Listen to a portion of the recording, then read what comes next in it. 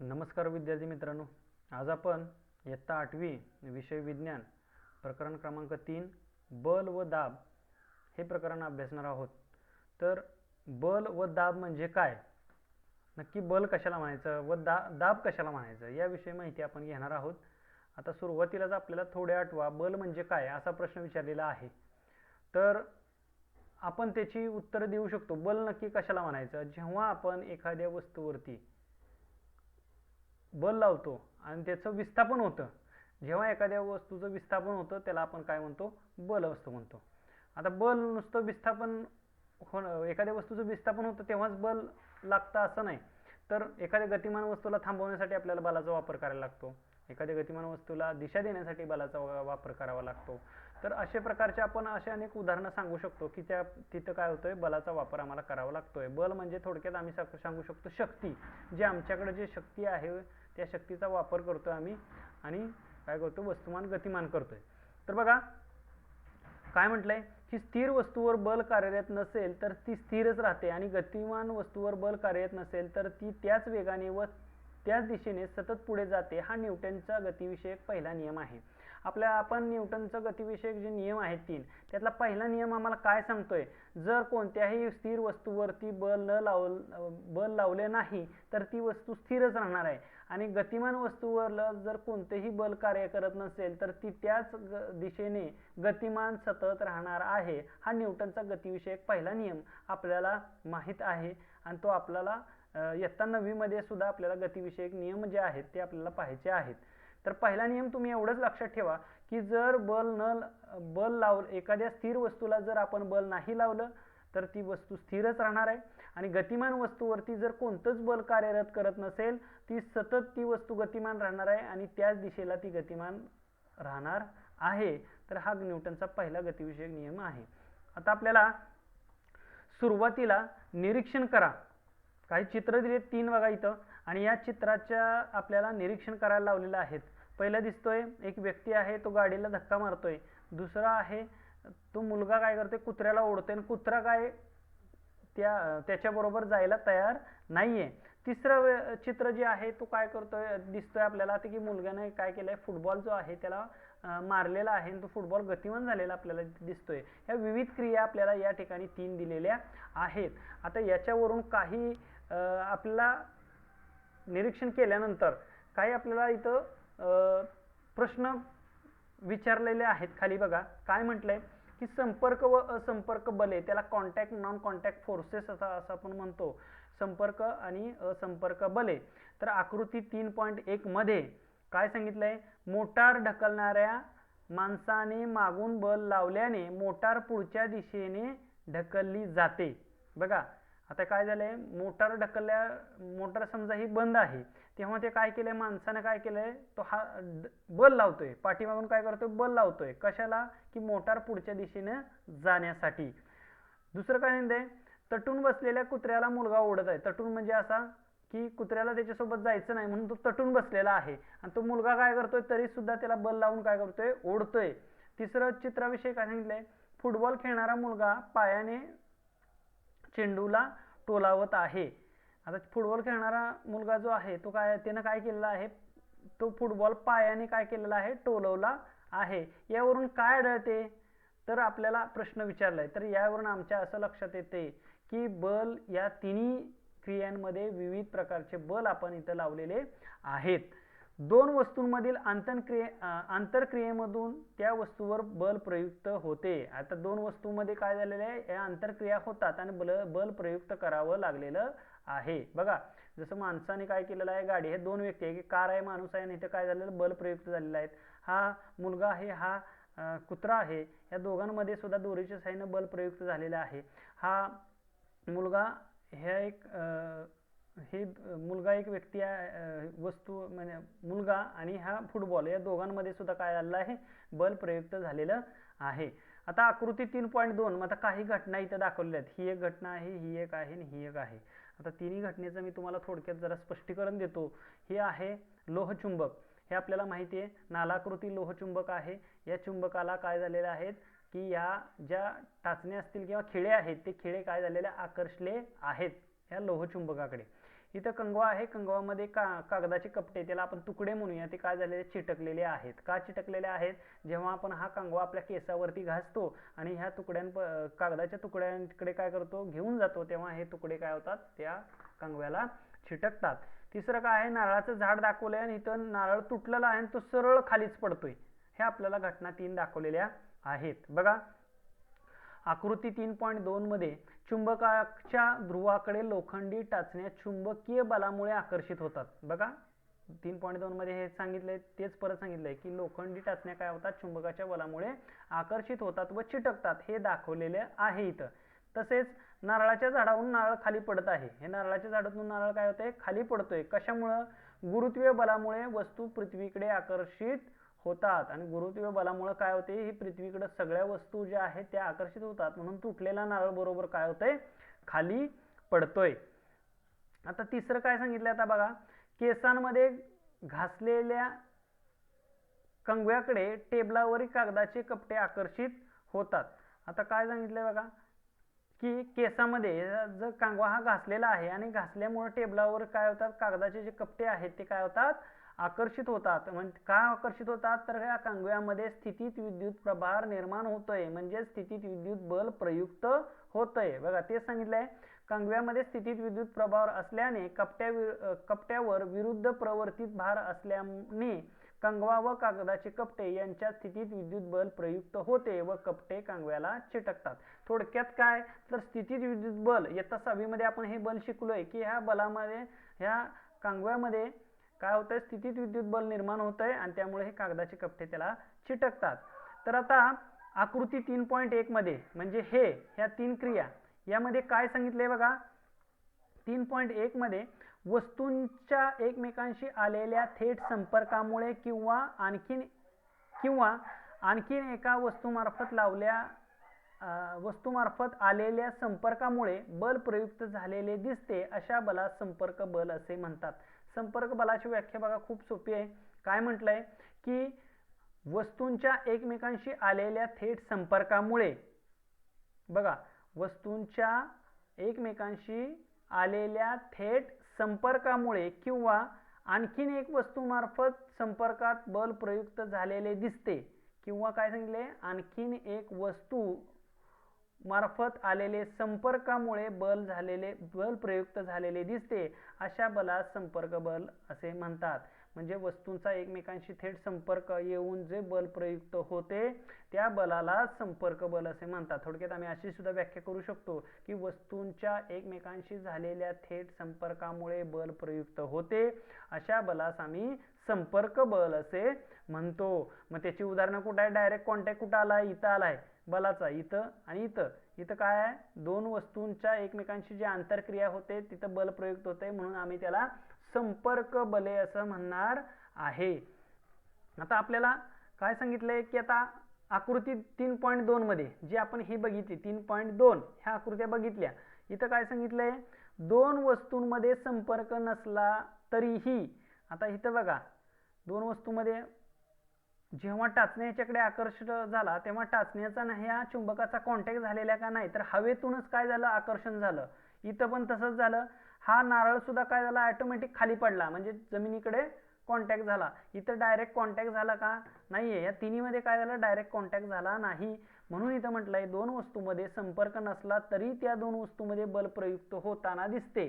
बघा या दोन वस्तूंमध्ये संपर्क झालेला आम्हाला दिसत नाही, तरी सुद्धा बल प्रयुक्त झालेलं या तिन्ही ठिकाणी आम्हाला पाहायला मिळतंय, म्हणून याला असंपर्क बल असे म्हणतात. व्याख्या बघा पुन्हा एकदा, दोन वस्तूंमध्ये संपर्क नसला तरीही त्या दोन वस्तूंमध्ये बल प्रयुक्त होते. बघा दोन वस्तूंमध्ये संपर्क नसला तरीही त्या दोन वस्तूंमध्ये बल प्रयुक्त होताना दिसते, अशा बलास असंपर्क बल असे म्हणतात. बघा संपर्क बल आणि असंपर्क बल व्याख्या ह्या दोन्ही तुम्ही काय करा, लक्षात ठेवा. बघा स्नायुबल हे संपर्क बलाचे उदाहरण असून ते आपल्याला स्नायूच्या मदतीने वस्तूवर प्रयुक्त केले जाते. आता स्नायुबल इयत्ता 6वी मध्ये बलाचे प्रकार आपण बघितलेले होते. स्नायुबल हे संपर्क बलाचे उदाहरण आहे. बघा स्नायुबल काय असं आहे, संपर्क बलाचे उदाहरण आहे, हे आपल्याला माहिती आहे. आणि स्नायूच्या मदतीने आपण काय करत असतो, वस्तूवरती आपण बल प्रयुक्त करत असतो. जसं की बघा उचलणे, ढकलणे, ओढणे अशा कित्येक क्रिया ते प्रयुक्त करते. आपले स्नायू काय करत असते, स्नायू बलाच्या साहाय्याने आपण ढकलणे, उचलणे, ओढणे ह्या क्रिया करत असतो. या उलट बघा, चुंबकीय बल, गुरुत्वीय बल, स्थितीत विद्युत बल यांसारखी बले कोणत्याही संपर्काशिवाय प्रयुक्त होतात, म्हणून ती असंपर्क बलाची उदाहरणे आहेत. आणि याशिवाय आपल्याला बघा उदाहरण, आता संपर्क बल आणि असंपर्क बल याची उदाहरणं, स्नायू बलामार्फत लावलेलं जे बल असतं ते संपर्क बल म्हणून सुद्धा आपण त्या गटात त्याचा समावेश करतो. जसं की उचलणे, ढकलणे, ओढणे हे काय आहेत, संपर्क बलाची उदाहरणे आहेत. आणि असंपर्क बलाची उदाहरणे कोणकोणती आहेत, चुंबकीय बल, विद्युत चुंबकीय बल किंवा स्थितीत विद्युत बल आणि गुरुत्वीय बल. बघा, गुरुत्वीय बल, चुंबकीय बल, गुरुत्वीय बल आणि स्थितीत विद्युत बल ही कशाची उदाहरणं आहेत, असंपर्क बलाची उदाहरणं आहेत, कारण इथं संपर्क होताना दिसत नाही आहे. बघा आता आपल्याला इथं काय सांगितलंय बघा, एखादा चेंडू टेबलावर ठेवून त्याला हलकासा धक्का मारला तर तो पुढे जाऊन संत होत होत थांबतो. बघा, टेबलावर एक चेंडू ठेवला आणि आपण थोडासा काय केला, बल लावला आणि धक्का दिला, काय झालं, मग तो थोडं पुढे जातो आणि हळूहळू त्याची गती कमी होऊन तो थांबतो. सपाट रस्त्यावर पळणारी मोटर गाडी इंजिन बंद केल्यावर थोडे अंतर जाऊन थांबते. जेव्हा बघा आपण जेव्हा गाडी बंद करतो, ते गाडी बंद पडते तेव्हा काय होते, ते जागच्या जागी लगेच थांबत नाही, थोडे अंतर पुढे जाते आणि हळूहळू होऊन थांबते. टेबलाचा व जमिनीचा पृष्ठभाग आणि त्यावर गतिमान असणारी वस्तू यांच्यामधील घर्षण बलामुळे हे घडते. आता हे पुढे जाऊन का थांबलेले आहे, कारण काय झालं, टेबलचा पृष्ठभाग आणि तो चेंडूचा पृष्ठभाग यांच्यामध्ये घर्षण बल झाला, म्हणून तो चेंडू काय झाला, थोडा पुढे होऊन संत गतीने होऊन थांबला.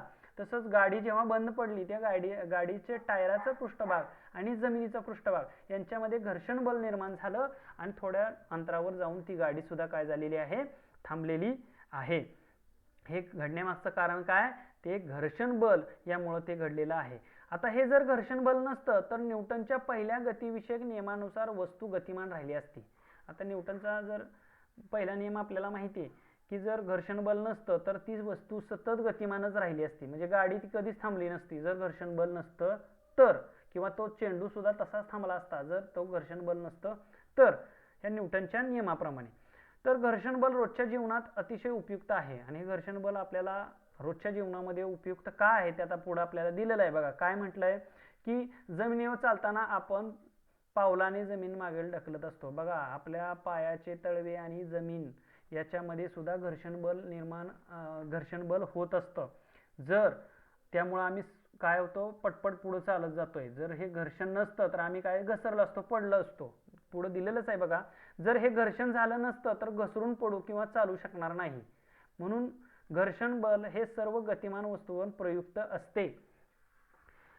जर आमचं बघा कधी कधी आमची फरशी असते, ओली असली की आम्ही लगेच घसरतो का, कारण आमचं घर्षण बल तिथं कमी झालेलं असतं. तेल सांडलेलं असेल तेव्हा सुद्धा घर्षण बल कमी होतं आणि आम्ही घसरतो आणि पडतो. म्हणून म्हटलंय की हे घर्षण बल सर्व गतिमान वस्तूवर प्रयुक्त असते आणि ते गतीच्या दिशेच्या विरुद्ध दिशेने ते प्रयुक्त होत असते. आणि हे गतीच्या विरुद्ध दिशेने हे काम करत असतं, म्हणजे गती जोरात असेल म्हणजे जास्त प्रमाणात असेल तर कमी करण्यासाठी घर्षण बल ते कार्य करत असतं आणि हळूहळू काय होतं, ते कमी, त्याची गती शून्य होऊन जाते. तर हे काय करतं, घर्षण बल हे गतीच्या विरुद्ध दिशेनं कार्य करत असतं.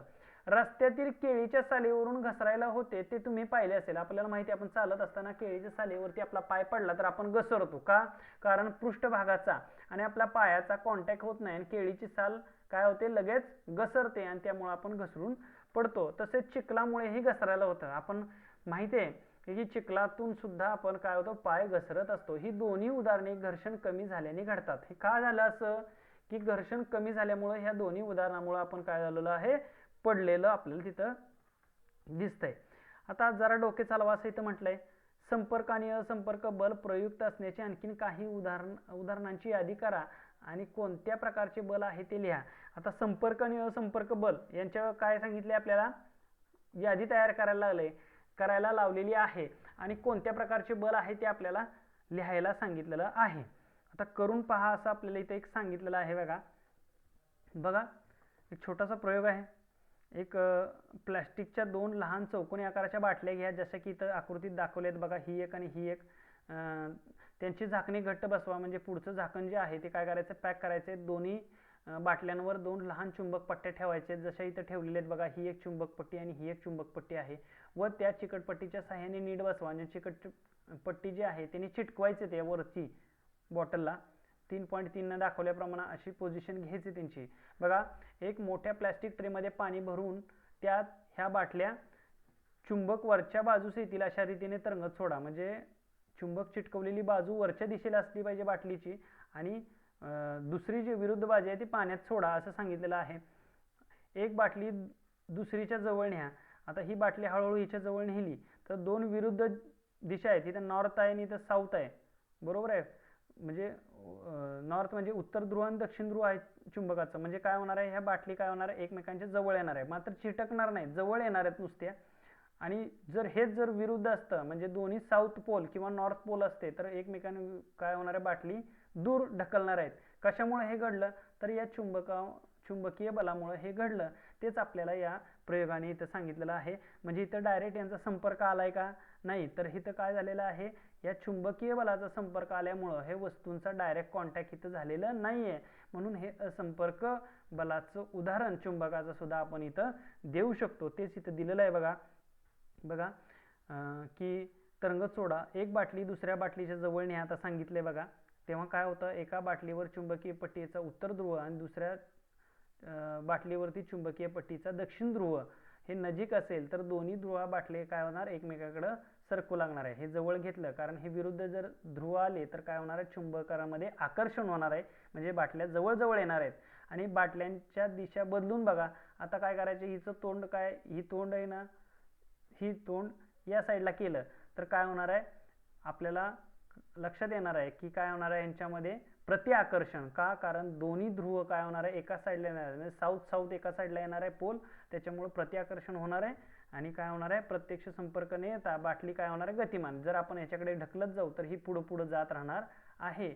याचाच अर्थ दोन्ही चुंबकामध्ये असंपर्क बल कार्यरत आहे हे आम्ही इथं सांगणार आहे. आता आपल्याला इथं सांगितलेलं आहे, एक प्रयोग करा.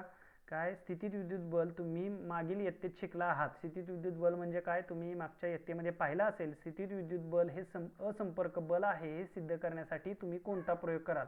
आता स्थितीत विद्युत बल हे असंपर्क बल आहे हे सिद्ध करण्यासाठी तुम्ही कोणता प्रयोग कराल. एक आधी आपल्याला सांगितलेच की कांगवाचं सांगितलं. त्याचप्रमाणे आपण जर आपल्या कंपासमधील पट्टी घेतली प्लॅस्टिकची, ती सुद्धा आपण आपल्या डोक्यावरती घासली आणि बारीक तुकडे कागदाचे घेतले टेबलावरती आणि तिथं घेऊन गेलो तर ते काय होतात, तिकडं आकर्षले जातात. ही सुद्धा स्थितीत विद्युत बल हे आम्ही इथं या प्रयोगाद्वारे करू शकतो. आता जर विद्यार्थी मित्रांनो, जे संतुलित आणि असंतुलित बल जे आहेत, बॅलन्स अँड अनबॅलन्स फोर्सेस, हा जो पुढचा भाग आहे तो आपण काय करणार आहे, पुढच्या व्हिडिओमध्ये पाहणार आहोत. आता आपण इथंच थांबूया. हा झालेला भाग तुम्ही काय करायचं, 2 ते 3 वेळा वाचन करा. आता आपण इथंच थांबूया. धन्यवाद.